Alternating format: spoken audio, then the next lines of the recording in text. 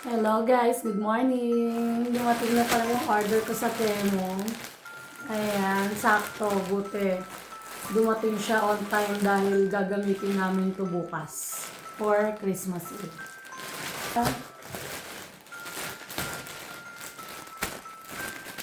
Sumayin na natin yung plastic. Okay, ito siya ulit. Ayan, taran! Anin yan guys. Anin. Kasi anin kami.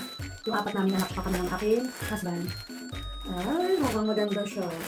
Oh, look at that. Ito palang isusuot namin bukas for Christmas Eve kasi ito yung first Christmas namin dito sa Finland na magkakasama na kami buong pamilya.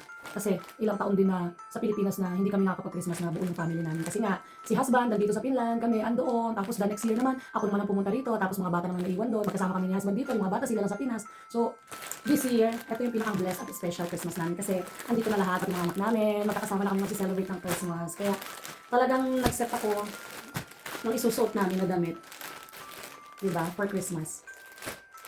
Kaya, I'm so happy. Kasi dumating siya on time. Akala ko lalagpas talaga ng Christmas saka siya darating dahil medyo late ko na siya in-order.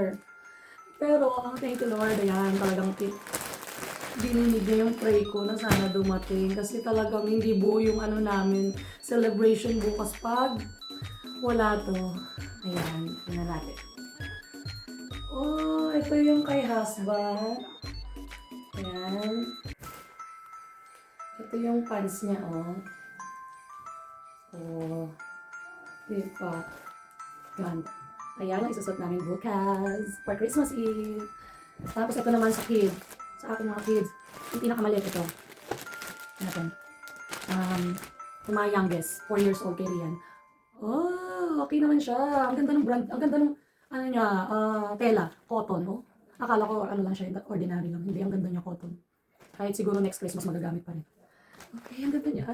Hindi ako binigo ni Temo. Medyo pricey siya pero worth it. Kasi talagang buo na ang aming celebration bukas kasi dumating na itong aming isusot. Ito naman yung para kay Aaron. Yan. Ang galing. Ganda. So that's it for today's video guys. Kagigising ko lang.